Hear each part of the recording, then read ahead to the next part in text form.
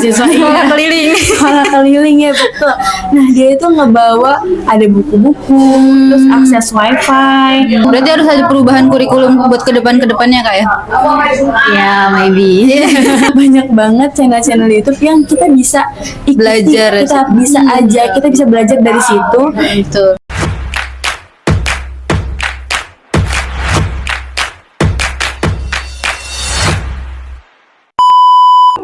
Halo, assalamualaikum warahmatullahi wabarakatuh. Apa kabar teman-teman semua yang ada di rumah, yang ada di sekolah, yang ada di mana-mana ataupun lagi makan sekarang? Perkenalkan sebelumnya, aku Noverina Amelia Sari, tentunya sebagai host pada podcast hari ini. Tema kita hari ini adalah membahas tentang mengenai masalah pendidikan yang ada di Indonesia dan bagaimana sih solusinya. Tentu saja aku tidak sendirian dan sudah ditemani oleh dua narasumber cantik kita. Yuk kita kenalan. Halo semuanya. Jadi namaku Nurul Jamila. Aku dari mahasiswa Universitas PTIQ Jakarta. Suka banget sih dengar tema yang disampaikan sama Kak Noke tadi tentang masalah pendidikan sama solusinya ya Kak ya. Iya betul. Ya, sangat tertarik banget dan hal itu benar-benar lagi booming banget sekarang dan perlu banget ya kita bahas. Iya betul. Dan sekarang ada satu lagi nih yang cantik di sebelahnya Kak Nurul. Silakan Kak diperkenalkan. Halo teman-teman, perkenalkan nama aku Naila Izzati. Aku juga mahasiswa dari Universitas PTIQ Jakarta. Di Indonesia ini tentunya pendidikan itu cukup tertinggal kalau dibandingkan dari negara-negara lainnya. Kalau misalkan boleh tahu nih Kak, tertinggal dari segi mananya sih pendidikan di Indonesia itu? Silakan dijawab. Untuk segi ketertinggalan itu sendiri lebih ke kualitas guru ya, karena untuk kualitas guru itu sendiri kan banyak ya guru dari sekolah negeri yang ada di kota sama guru yang ada di desa itu sangat berbeda ya, apalagi untuk segi pelatihannya. Nah untuk segi pelatihannya itu sendiri kan kurang difasilitasi ya dari pemerintah gitu ya. Nah kalau misalnya seperti yang kita lihat kalau yang guru yang ada di tingkat kota gitu, nah itu kan lebih difasilitasi dari dari pelatihannya seperti kayak entah itu lewat daring atau secara langsung gitu ya. Sedangkan kalau yang di desa itu kurang. Nah, karena pelatihan yang kurang tersebut, jadi metode pengajaran yang diajarkan ke murid itu kan jadi monoton ya. Nah, jadi murid itu cuma diajarin dengan satu metode. Tidak bervariasi ya. Iya, tidak bervariasi, apalagi sekarang tuh lebih guru-guru kan kebanyakan cuma pakai satu metode, itu metode ceramah. Jadi cuman berfokus pada gurunya aja, nggak ke muridnya. Jadi nggak ada timbal balik gitu. Iya, lebih kan kalau namanya di sekolah ya, itu tuh lebih kita kan mau ya murid kita tuh lebih speak up. Nah jadi dengan adanya dialog itu kan kita bisa tahu, oh ternyata murid ini punya potensi gini. Nah jadi kan kita bisa mengulik gitu kan. Kalau misalnya memang dari gurunya itu tersebut cara penyampaian materi yang diajarkan ke murid itu bervariasi gitu. Mungkin itu sih salah satu kendala kenapa pendidikan kita itu jadi tertinggal. Oke, baik teman-teman. Jadi salah satu pendidikan di Indonesia masih tertinggal ini karena gurunya itu mungkin belum berpengalaman atau sulit, ya entah kenapa ya, pokoknya intinya salah satunya itu di gurunya. Kalau dari Kak Aca sendiri nih bagaimana sih? Tadi kan kita ngebahas tentang pelatihan guru-guru itu yang betul. terkendala ya. Betul. Mungkin karena sistem, berarti kita tuh membicarakan tentang sistemnya. Nah kalau misalkan kita udah ngomongin sistem nih, berarti konteksnya itu kita nyorotnya ke akses. Ya betul. Nah kalau misalkan kita lihat-lihat nih dari pendidikan yang ada di kota-kota, nah aksesnya lebih mudah, terus lebih memadai karena misalkan sinyal, internet atau alatnya pun ada gitu. Tapi kalau misalkan kita pindah ke sekolah yang ada di desa, pertama aksesnya susah. Iya betul. Terus internetnya sulit. Terus juga alat-alatnya mungkin karena orang-orang di desa itu lebih ke yang menengah ke bawah, masyarakat menengah ke bawah. Betul. Jadi untuk memadai alat-alatnya tuh kurang gitu Kak. Gitu. Jadi mungkin itu adalah salah satu dari bentuk ketertinggalan pendidikan di Indonesia. Apalagi untuk masalah kurikulum ya. Nah, Oh iya, betul. untuk masalah kurikulum itu sendiri kan kita lebih mengutamakan apa ya, menghafal ya, lebih ke menghafal daripada memahami. Jadi karena kurikulum yang seperti itu kan, siswa itu cuman misal seperti dia mengerjakan suatu tugas atau mempelajari sesuatu. Contoh kita ambil sedekah gitu ya. Nah, dengan dia mengetahui oh sedekah itu seperti ini, cuman menghafal dari apa yang dia pelajari. Oh, sedekah itu memberikan sebagian dari harta kita pada orang lain. Nah, cuman kayak oh kita ngasih uang nih gini. Padahal dia nggak tahu oh sebenarnya sedekah itu banyak loh, bisa gini. Entah itu dari senyum atau dari barang dan lain sebagainya gitu. Lebih mendalam ya Kak ya. Iya, betul. Nah, habis itu daripada menghafal lebih bagus memahami lagi kan gitu. Nah, makin kelihatan banget nggak sih kalau misalkan dampak negatifnya itu pas pandemi kemarin? Iya. Itu kelihatan banget dari akses-akses yang sangat susah dijangkau ya. Apalagi betul. sama anak-anak yang masyarakat menengah ke bawah. Itu dari akses, dari alat, dari internet itu mereka tuh nggak memadai. Bahkan pemerintah pun kurang mengasih aksesnya iya, gitu betul. ke masyarakat itu kan. Padahal Kurang waktu pandemi, memperhatikan ya. padahal waktu pandemi kemarin itu yang penting. Nah, Betul. apalagi karena kurikulum yang padat, terus kita jadi pas dari itu cuma fokus menghafal, tidak ada praktek. Nah, banyak anak-anak yang malah jadinya kayak stuck di situ, stuck di situ pemahamannya gitu, kurang mendalam. Mungkin itu salah satunya sih. Oke teman-teman, jadi dapat kita simpulkan kenapa Indonesia pendidikannya itu tertinggal dibandingkan negara-negara lainnya. Salah satunya mungkin kualitas gurunya tadi yang sudah disebutkan, terus aksesnya, terus kurikulumnya. Tapi dari itu semua kira-kira ada nggak sih solusinya? Nah, menurut kakak-kakak ini gimana ya? Coba kita dengerin. Mungkin ya untuk solusi itu sendiri kan tadi masalah kualitas guru ya. Nah, mungkin bisa berarti meningkatkan kualitas guru ke pelatihannya gitu ya. Jadi untuk tahap pertama mungkin untuk pelatihan gurunya gitu. Karena dengan kita melatih guru itu sendiri kan, nah bisa meningkatkan dari kualitas murid itu sendiri gitu. Nah, Mempengaruhi ya? iya betul. Nah, kemudian dalam meningkatkan kualitas guru itu kayak kita melakukan pelatihan tadi, nah itu nggak cuma formalitas doang. Misalnya cuma kayak udah sekadar pelatihan doang gitu. Nah, tapi bener-bener nggak cuman kayak teorinya doang, tapi lebih dikasih tahu nih, oh pelatihannya guru ngajar kayak gini gitu. Jadi bener-bener ada prakteknya. Nah, kan kalau misalnya guru aja diajari secara menyenangkan, otomatis guru yang telah diajarin tadi bakal mengajari murid-muridnya dengan metode-metode yang dan menyenangkan gitu kan ya. Nah, dengan metode yang menyenangkan itu kan otomatis pertama murid jadi lebih mudah memahami pelajaran. Misalnya seperti kan banyak ya di tengah pembelajaran kadang murid itu bosen, tiba-tiba bosan, iya. ngantuk, atau tiba-tiba jalan kemana-mana gitu kan. Nah, mungkin bisa dikasih metode kayak ice breaking gitu, atau misalnya betul Ya, kuis gitu iya, ya. betul. atau menggunakan evaluasi di akhir pembelajaran, tapi evaluasi kayak berupa games gitu kan, bisa jadi sesuatu hal yang menyenangkan gitu kan. Jadi dari pelatihan itu sendiri enggak hanya meningkatkan kualitas dari guru tersebut, tapi juga meningkatkan kualitas dari muridnya yang diajari itu gitu kan. Nah, kalau kata aku sih ya, ngomong-ngomong masalah pelatihan guru ini nih, kan guru dilatih dengan hal-hal yang menyenangkan, betul. biar pertama tidak bosan, terus juga tidak jenuh. Nah, tapi guru-guru juga ini harus didukung secara emosional, karena mereka pun banyak yang burn out karena banyaknya tekanan dari tunjangan mereka, kayak pengeluarannya tuh lebih banyak daripada fee yang mereka dapat gitu. Iya, kalau menurut aku ya, jadi harus ditunjang dari segi emosional dulu, kita dukung biar mereka tuh nggak yang stres gitu. Jadi pembawaan lebih menyenangkan, kan kepribadian diri sendiri kan bisa membawa sesuatu yang positif kalau misalnya Iya, kitanya betul. positif kan. gaji mas. Iya.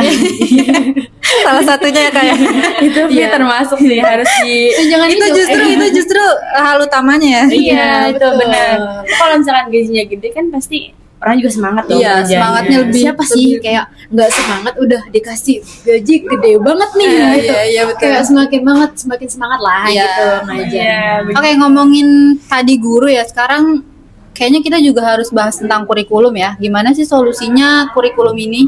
Ya untuk kurikulum itu sendiri ya, karena kita kurikulumnya terlalu mungkin bisa dibuat lebih fleksibel kali ya. Nah mungkin kan karena tadi ya seperti yang saya katakan tadi lebih berfokus pada menghafal daripada memahami. Mungkin bisa mengajak apa ya, membuat murid-murid itu berpikir lebih kritis gitu. Kemudian lebih mengajaknya kepada hal-hal apa ya, kolaborasi yang meningkatkan kreativitas. Misal seperti apa namanya, kayak kita sebagai guru tuh mengajak enggak kayak tadi kan, kalau misalnya kita cuma pakai metode ceramah, otomatis itu cuma monolog ya, karena hanya dari guru yang berbicara. Murid cuma mendengarkan Iya, gitu. betul. Sedangkan kalau misalnya kita ingin siswa itu berpikir kritis, otomatis ada yang namanya dialog kan. Iya, betul. Iya, jadi kayak kita mengajukan sesuatu pertanyaan, tapi sampai ke siswa itu lagi, bagaimana caranya siswa ini bisa apa namanya, mempertanyakan lagi apa yang kita tanyakan. Betul, Jadi betul, kayak betul. misal contoh, mungkin kita ambil contoh dari sedekah tadi kayak biar nyambung gitu. Untuk contoh sedekah, misal kayak sedekah itu apa sih? Nah, gitu contoh dari gurunya. Nah, tapi gimana cara kita mancing si murid ini biar kenapa kita harus sedekah? Nah, otomatis itu jadi mancing kan? Mancing dari si murid itu tadi, gimana? Oh, kenapa sih kita harus sedekah? Apa manfaat dari sedekah itu? Terus gimana sih caranya kita sedekah gitu? Sedekah itu kan banyak kan orang taunya cuman kayak kita memberikan sebagian harta kita kepada orang lain gitu kan, lebih ke kayak uang gitu kan ya. Iya. Nah padahal untuk sedekah itu sendiri kan lebih banyak kan luas, variasinya, lebih lebih luas. luas gitu macam-macamnya. Jadi lebih mendalam ya Iya, anak-anak betul. memahaminya, betul. Nah, jadi membantu tuh dia untuk mempertanyakan suatu hal yang lain kayak tentang kayak apa ya, banyak kan sesuatu yang bisa dipertanyakan, yang bisa mengulik, kayak jangan sampai anak-anak itu berpikir oh ya udah sih kayak belum waktunya kuliah gini, enggak, tapi lebih kita tuh sebagai guru bisa lebih memancing apa namanya, dia bertanya tentang kenapa, mengapa, bagaimana gitu. Otomatis kalau kayak gitu kan dia pikirannya lebih terbuka ya, wawasannya lebih terbuka juga, bisa meningkatkan kreativitasnya juga dan lain sebagainya. Nah, kalau ngebahas tentang kurikulum tadi ya, kan kita gimana sih cara kita meningkatkan kreativitas murid, cara kita membentuk inovasi-inovasi baru. Iya. Nah, kita juga kan jangan lupa kalau misalkan kita punya teknologi, ya apalagi channel-channel yang harusnya kita tonton-tonton, channel-channel edukatif ya. Contohnya ini ya, channel ini ya teman-teman. Banyak banget Sangat kan mengedukasi, ya. Misalkan kayak ada via WhatsApp, Iya, betul. terus ada YouTube, ada TikTok. Nah sekarang kan di WhatsApp itu kan ada fitur baru ya, Iya. fitur-fitur komunitas-komunitas membaca atau komunitas belajar mengajar, AI juga itu, jadi bisa tuh dipakai buat sarana dan prasarana belajar. Iya, betul. Terus juga kalau di YouTube itu ada channel-channel yang edukatif ya, seperti ya channel kita sekarang. Terus yang kedua, Iya, misalkan ada 1%, channelnya Kamaudia Ayunda, terus channelnya Pulang Sekolah. Siapa tadi Cim apa? Remuncin. Iya, Iya, bagus banget itu belajar Menginspirasi ya. Tentang saham, Iya, betul. Dia juga ngomongin agama nggak sih? Nah, Iya, betul. Timothy juga belajar tentang saham itu. Dokter. Yang Ini lagi apa? Dokter Richard. Nah, itu sebenarnya banyak banget. Iya, Deddy Kabupaten. Banyak banget channel-channel YouTube yang kita bisa ikuti, Belajar. kita bisa kita bisa belajar dari situ. Betul. Kita tinggal ini aja sih, apa namanya, memperkuat infrastrukturnya. Pemerintah tuh tinggal memperkuat itunya aja buat jadi sarana dan prasarana belajar anak-anak didik kita gitu. Jadi sebetulnya nggak perlu ribet-ribet ya, suatu hal kecil bisa kita jadikan apa ya, pembelajaran. Inovasi itu bisa dari mana saja, sederhana bisa, kalau mau ribet juga bisa. Iya. Seperti itu. Sekarang AI kan lebih ini ya. Iya, betul. Lebih AI. marak-maraknya Iya, sih, platform. banyak banget. Gen Z sama dengan AI. Apalagi sekarang kan banyak banget ya kayak apa namanya, sekarang kan Cina lagi marak-maraknya membuat suatu apa ya, website yang benar-benar menggabungkan antara ChatGPT, kemudian dia juga menggabungkan Nation dan juga menggabungkan Perplexity menjadi satu gitu. Nah, otomatis itu benar-benar mempermudah kan. Iya, itu keren Iya, banget sih betul, pasti. betul. Nah, apalagi kan dari ChatGPT ya, bayangin ChatGPT, Nation sama apa Dikolaborasi. dikolaborasi. Itu udah kayak satu kesatuan banget Iya, kan. betul. Kita bisa dalam satu AI kita bisa mencari sesuatu, bisa mengetahui sumbernya, kemudian kita juga bisa nambah catatan di situ, bayangin. Kayak wow. Itu sih emang hal-hal kayak gitu nggak harus mahal ya Kak. Iya betul. Kayak Soalnya kan gratis ya Kak. Iya, betul. betul. Nah contohnya tuh ada juga ya di deket rumah aku nih ya. Dia tuh ada yang ngadain mahasiswa fresh graduate. Nah dia tuh ngadain kelas keliling. Oh. Ini inovasi baru sih buat mahasiswa iya. Keliling. Sekolah keliling ya betul. Nah dia itu ngebawa ada buku-buku, terus akses wifi, bahkan meja mungkin dia bawa juga. Jadi dia ngadain kelas di mana dia berhenti, dia ngadain kelas buat mempermudah anak-anak. Itu sih emang di pedalaman ya. Jadi mungkin biar mempermudah untuk akses belajar anak-anak pedalaman ya. Itu keren banget sih inovasinya, buat bisa jadi motivasi buat kita semua yang sedang mengemban ilmu. Jadi ini juga bisa salah satu ide mahasiswa yang nanti kalau misalkan pulang ke kampungnya bisa apa namanya, Iya, usaha sekling, sekolah keliling. Ya, betul bisa banget. jadi karena kita nih mahasiswa kan, bisa cari duit dari mana aja. Apalagi seorang calon pendidik nih. Kan tadi udah beberapa teknologi Oh, iya. dan lain sebagainya. Nah, mungkin apa namanya penting juga ya, selain dari sekolah kayak sesuatu kayak pembelajaran yang kita peroleh di sekolah, di rumah. Nah, selain daripada itu menurut aku lingkungan itu benar-benar berperan besar banget, peran masyarakat gitu ya. Nah, karena kan anak-anak itu nggak seumur hidupnya bakal berkutat di sekolah dan rumah. Karena dia kan pasti apa namanya, nggak mungkin kan dia kita kurung dalam rumah sehari, benar-benar kayak sehari yang apa namanya berminggu-minggu, bertahun-tahun, pasti dia keluar kan, pasti ada dia main sama teman-teman di sekelilingnya. Nah, walaupun kita melepas anak kita belajar di lingkungan masyarakat, nah kita sebagai orang tua juga, peran kita sebagai orang tua juga perlu gitu. Oh, misalnya kayak di sini begini loh cara ininya, apa namanya, etika kita di sini, atau apa aja yang bisa diambil dari lingkungan masyarakat, seperti kayak gotong royong, atau misalnya ada kegiatan, biasanya kan kalau misalnya acara Isra Mi'raj atau Maulid Nabi, kayak acara-acara besar gitu kan. Nah, itu kan otomatis apa namanya dari pihak desa itu kan pasti ada ngadain acara ya. Nah, mungkin itu jadi pembelajaran tuh bagi anak kan. Oh, ini loh di lingkungan masyarakat kita ada apa namanya, ada mengadakan hal ini gitu. Nah, kita mengajak anak untuk ikut serta, otomatis itu benar-benar jadi pembelajaran kan buat anak. Makanya peran masyarakat dan lingkungan di sekitarnya itu benar-benar penting banget untuk apa itu? Mengembangkan. Iya, betul, mengembangkan potensi anak itu sendiri gitu. Jadi kolaborasi ilmu pengetahuan itu perlu ya. Iya, betul. Dari Kolaborasi itu adalah kunci. ngomong-ngomong soal kolaborasi nih ya, kemarin juga ada contohnya itu tokoh masyarakat. Jadi kolaborasinya tokoh masyarakat, dia itu mengajar di Papua Pegunungan sana. Ah, iya, yang lagi viral tuh ya. Yang Oh lagi iya, viral benar-benar. itu. Oh, nggak tahu ya. yang mana Kak? Itu tuh lagi, jadi mereka itu mau ngajarin, kan di Papua Pegunungan sana itu kan sumber daya makanannya itu banyak banget ya. Karena secara mereka tanah itu subur. Tapi karena mereka kurang ilmu pengetahuan, jadi mereka itu susah untuk mengelola bahan pangan mereka. Nah, akhirnya sama tokoh-tokoh masyarakat ini, segelintir tokoh masyarakat ini, mereka ke sana terus mengajarkan bagaimana cara mengolah ini, bagaimana cara mengolah itu. Mungkin lebih diajarkan bagaimana cara hidup. Nah, misalkan kayak di kota sana tuh ada loh yang kerja sebagai desain busana gitu. Mungkin di Papua sana kan pasti nggak tahu kan. Mereka taunya cuma gimana cara bertahan hidup di lingkungan yang kayak gini gitu. Ilmu pendidikan aja nggak ada. Jadi itu keren banget sih kolaborasi antara tokoh masyarakat itu untuk membangun pendidikan di Papua Pegunungan sana. Oke, cukup inspiratif ya teman-teman. Jadi untuk para pemerintah juga tolong yang di pedalaman juga harus lebih lagi karena kalau misalnya kita lihat dari segi perbedaan antara kota sama pedalaman itu jauh banget, apalagi di daerah Papua ya teman-teman ya.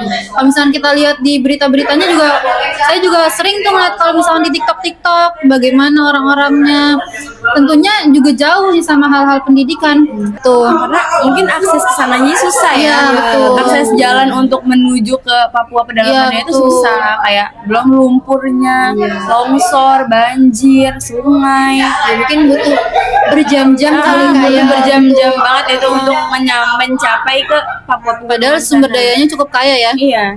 Tambang emas dan lain sebagainya, tapi dalam hal pendidikan tidak Kak? Tidak disorot. Iya, tidak diperhatikan seperti itu. kurang fasilitasi Iya, dari betul. pemerintah. Iya, betul. Mungkin lebih ini lagi ya, lebih dilirik lagi gitu. Sayang sih karena mereka kan punya banyak sumber daya ya. Iya. Nah mungkin untuk SDM-nya lebih ditingkatkan lagi, gimana cara memanfaatkan dari SDA yang ada di sana gitu kan. Ngomong-ngomong cerita inspiratif nih Kak, aku ada satu inspiratif lagi. Nah jadi karena kebetulan aku dari Kalimantan ya, di Kalimantan nah kebetulan nenek saya itu orang agak pedalaman ya, agak desa banget lah gitu. Cuman nggak sepedesaan itu, cuman dia agak pelosok lah gitu. Nah otomatis karena pelosok gitu kan, jadi fasilitasnya otomatis kurang memadai ya, kayak misalnya jaringan kurang gitu, terus juga aksesnya ke sana karena ke sana itu kan pakai kapal, jadi dia jalurnya banyak sih, cuman walaupun jalur darat itu jalannya masih rusak gitu. Iya betul. Jadi masih rusak, terus juga dari ke sana nggak bisa langsung kayak mobil langsung ke sana, jadi harus lewat kapal feri dulu gitu. Otomatis dari ini aja udah kayak susah banget kan. Iya. Nah tapi saya tuh ada kenalan cutting. Kalau bisa dibilang cutting saya, jadi beliau udah lulus dan kemudian beliau mengajar di sana gitu. Tapi dengan semua keterbatasan itu, beliau tuh tetap semangat gitu. Kayak walaupun nggak ada kan, biasanya tuh kan karena dari kota ya kayak lebih gadget gitu, karena kita diajarin yang memanfaatkan teknologi. Betul. Tapi walaupun kayak gitu tuh ya memanfaatkan semua fasilitas yang ada gitu. Misalnya kayak papan tulis. Nah jadi papan tulis itu dia buat styrofoam. Jadi styrofoam itu ditempel di papan tulis, jadi dibikin kayak games gitu Kak. Oh, Iya kan, kalau kreatif ya. Iya, jadi yang biasanya kita pakai website yang kayak Quizzes atau Bumbliner kalau nggak salah kemarin itu. Nah, jadi itu dia bikin tapi versi manual. Jadi dia bikin pakai styrofoam, nanti terus murid-muridnya yang milih styrofoam itu nanti habis itu ada pertanyaan di situ. Habis itu nah jadi kalau kayak gitu kan lebih menyenangkan ya jadinya. Lebih menyenangkan. Jadi materi yang disampaikan juga tersampaikan dengan baik. Murid-murid yang diajar juga senang gitu dengan metodenya. Jadi kayak walaupun di tengah-tengah keterbatasan, beliau itu tetap memanfaatkan kreativitasnya semaksimal mungkin gitu. Itu benar-benar kayak menyentuh hati saya sih pas dengar cerita itu gitu. Nah, kalau misalkan saran dari kakak-kakak nih tentang pendidikan itu kayak gimana sih? Kalau saran ya kayak tadi ya, kualitas guru mungkin lebih ke meningkatkan kualitas guru gitu ya, jadi lebih baik lagi. Terus kemudian kurikulum yang make sense, terus juga mungkin Berarti harus ada perubahan kurikulum buat kedepannya Kak ya? ya maybe. Ya tentu. Karena semakin berkembangnya zaman betul. kan, kayak zaman yang dulu aja kayak kurikulum, sebenarnya kita pakai kurikulum K13 ya. Nah kurikulum K13 kan nggak bisa ya, bener-bener kan kita semakin semakin maju otomatis teknologi kita semakin berkembang, ya kan. Jadi kurikulum juga harus mengikuti gitu. Nah apa namanya kan kita, nah ada tuh pepatah, kita nggak bisa ngajarin anak kita sekarang dengan metode yang kita pakai di masa lalu, karena sesuatu yang ada di masa lampau itu nggak bisa kita terapkan di masa sekarang gitu. Karena ya Zaman berubah ya. zamannya berubah. Kata-katanya tuh ajarilah anakmu sesuai zamannya. Iya betul. Buat orang tua dipakai pepatah itu. Iya betul banget. Nah kita juga itu harus ini ya, mengembangkan ekosistem ya, karena kita udah punya teknologi. Iya. Terus kita juga harus berinovasi yang inovasi yang berbasis lokal. Nah kenapa harus berbasis lokal? Agar budaya kita tuh berkelanjutan. Jadi melestarikan budaya. Kan itu salah satu langkah ya untuk menuju perubahan yang ada di Indonesia. Ya, tidak menghilangkan apa namanya kebudayaan-kebudayaan yang ada di Indonesia gitu kayak. Jadi pendidikan di Indonesia ini memang masih banyak banget tantangannya ya teman-teman ya. Dari segi tadi aksesnya dan segala macamnya luar biasa. Tapi bukan berarti kita stuck di situ aja. Kita juga bisa berkembang lagi. Kita juga bisa kalau bisa sih maju ya di seperti negara-negara lainnya kayak misalkan Jerman yang pendidikannya udah luar biasa. Cina. Iya, betul. Walaupun kita masih banyak nih kesulitannya, tapi mudah-mudahan nanti ke depannya Indonesia dalam pendidikannya bisa lebih maju lagi seperti itu. Oke teman-teman, itu dia waktu kita pada hari ini telah selesai sudah dan mungkin sudah terjawab sudah ya apa yang tadi saya tanyakan dan bagaimana social distancing. Kita juga mau berterima kasih banget dan dua narasumber kita yang Masya Allah sangat-sangat cantik dan sangat-sangat pintar ini kepada Kak Naila Izzati dan kepada Kak Nurul Jamila. Terima kasih banyak. Mudah-mudahan untuk teman-teman juga terima kasih sudah mendengarkan podcast ini. Jangan lupa dibagikan ke teman-teman, di follow juga akun ini. Semoga nanti kedepannya bisa berkembang lagi YouTube ini. Saya Novelina Beresari sebagai host mengundurkan diri. Hidayah